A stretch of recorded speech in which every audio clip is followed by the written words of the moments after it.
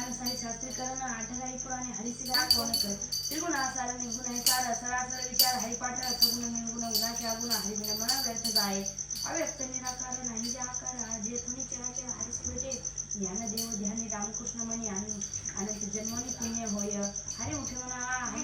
आपल्या जीवना कोण कर भावे न भक्ती भक्ती न भक्ती बळीने शक्ती बोलू नये तेच दैवत प्रसन्न तोरित उगार अंश नसी वा निवार्थ नसी वाया सय असं करीची प्रपंच दिननिशी हरिसिन भजची कवन्य गुणे ज्ञानदेव म्हणे हरि जप करणे तुटले धरणे प्रपंचांचे हरिमुखी म्हणा आपल्या जीवना कोण करी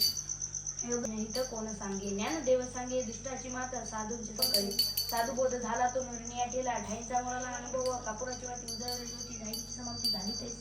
मोक्ष काळाला भाग्य विनंती गणना कोण करी पर्वताप्रमाणे पातक करणे वजरली पूर्ण आबसनाची नाही जाती पक्षित पतित आबंधन सर्वांकडे पूर्ण एक नांदे आणि करुणा आपल्या जीवना कोण करी संतांची संगती मनोमार्ग गती आकारावरची पती येणे पण ते रामकृष्ण वाचा भाव आजीवाचा आत्मा शिवाचा राम जप एकतत्व नाम साधिती साधन द्वैतांचे बंधन बांधीजे नामवंत गोडी वैष्णवा लाडली योग्य साधरी जीवन कळा सत्वर उच्चार प्रल्हादी बिंबला उद्धव लाडला कृष्णदाता ज्ञानदेव म्हणे नाम हे सुलभ सर्वत्र दुर्लभ विरळा जाणे हरिमुखी म्हणा कोण करी